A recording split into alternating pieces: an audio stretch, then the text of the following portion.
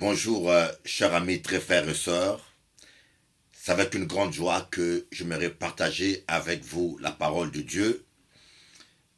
J'aimerais traiter un sujet particulier aujourd'hui qui s'intitule Se débarrasser des armes charnelles. Beaucoup de chrétiens perdent le combat spirituel simplement parce que ils ne se débarrassent pas des armes charnelles. Ils vont combattre le diable, mais avec les armes charnelles.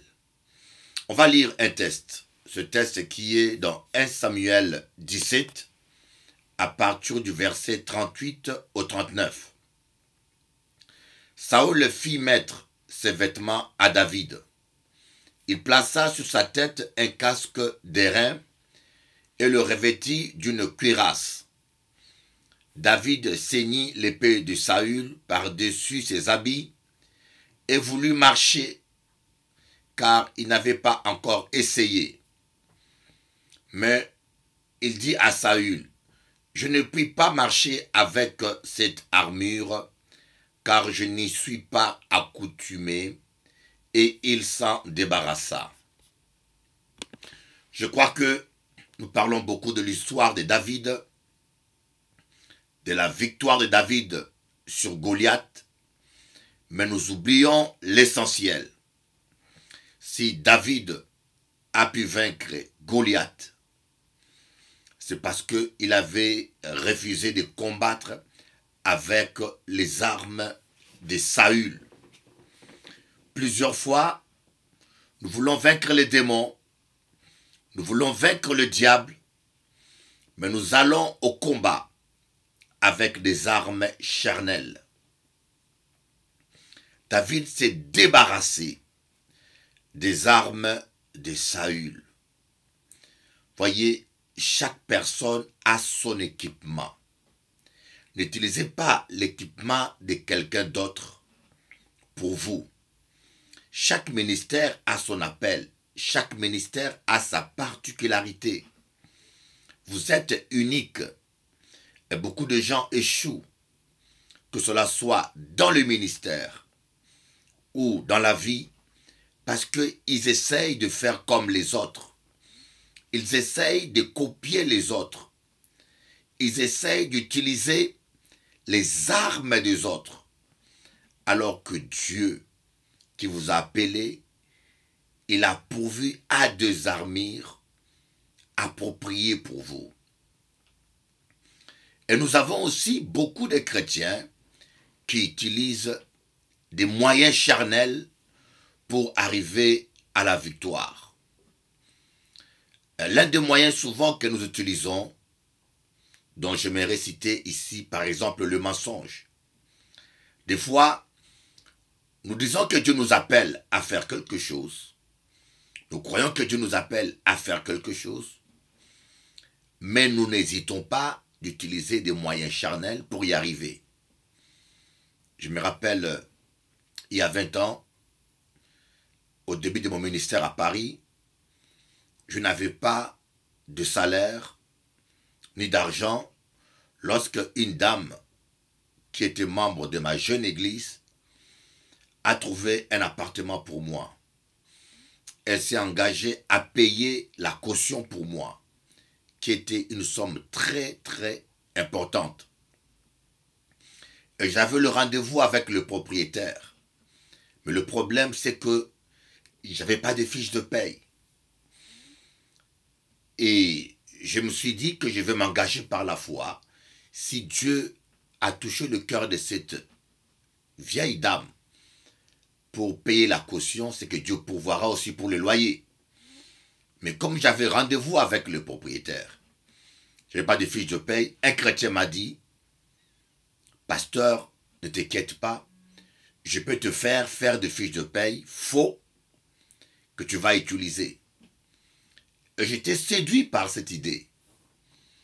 Mais dans la prière, je me suis dit, si Dieu me donne cette maison, cet appartement, et il sait que je n'ai pas de fiche de paye, il va toucher le propriétaire. qui va me le louer sans fiche de paye. Et si cette affaire ne vient pas de Dieu, ça ne sert à rien de m'engager pour me retrouver dans des dettes et dans l'impossibilité de louer l'appartement. Et j'ai refusé l'offre de ce chrétien, je suis allé me présenter sans fiche de paye. On a visité l'appartement et le propriétaire m'a dit, où sont tes fiches de paye? Je lui ai dit, je suis un pasteur, je n'ai pas encore de fiches de paye, je suis un homme de Dieu, je vous payerai, faites-moi confiance. Mais je peux vous dire, le propriétaire a accepté. En France, en ces temps-là, c'était quelque chose de très très rare. C'était vraiment un miracle de Dieu. Quand Dieu vous donne quelque chose, vous n'avez pas besoin de mentir. Quand Dieu vous élève, vous n'avez pas besoin d'agir dans la chair. Quand Dieu vous donne une église ou un ministère, vous n'avez pas besoin de manipuler les gens pour maintenir votre position. Quand Dieu vous donne quelque chose, vous n'avez pas besoin d'utiliser les armes charnelles pour l'avoir. David a refusé de se battre avec les armes de Saül. Il a refusé parce que ce n'était pas approprié pour lui, ce n'était pas destiné pour lui, et Dieu l'avait entraîné à se battre avec de lance-pierre. Dieu l'avait entraîné à se battre avec de pierres. Voyez, faites confiance à Dieu. N'utilisez pas les armes charnelles. N'utilisez pas les armes d'un autre. N'essayez pas de faire comme un autre. Ce qui réussit avec l'autre, c'est pour lui. La manière dont Dieu utilise l'autre, c'est pour lui. Faites confiance à Dieu et cherchez la présence de Dieu pour que Dieu vous révèle quelles sont les armes, la stratégie, les moyens qu'il a réservés pour vous pour que vous puissiez entrer dans votre destinée et réaliser vos rêves. Refusons les armes charnelles. Il y en a qui utilisent la médisance pour se venger. Il y en a qui utilisent, je ne sais pas, la chair pour s'imposer. J'ai vu quelqu'un qui a voulu se battre pour quelque chose qu'il disait que ça lui revenait. Et il se disait que c'est Dieu qui lui a donné. Je dis, mais laisse Dieu se battre pour toi.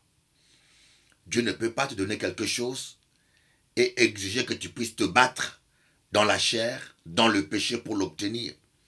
Si c'est vraiment Dieu qui vous le donne, faites confiance à Dieu.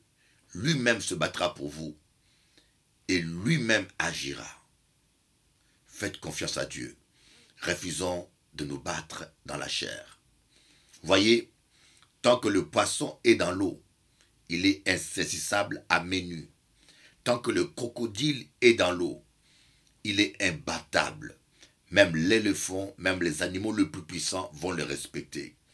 Tant que vous demeurez dans la parole, dans le plan de Dieu, tant que vous demeurez dans la vision que Dieu a donnée pour votre ministère, vous serez imbattable et vous allez vivre votre destinée. Que Dieu vous bénisse, Bishop Eli, votre frère. Suivez-nous pour nous soutenir et nous suivre. Venez sur onction.com. Venez sur onction.com et suivez-nous là, sur onction.com. Inscrivez-vous comme membre. Ça nous fera beaucoup plaisir. À bientôt.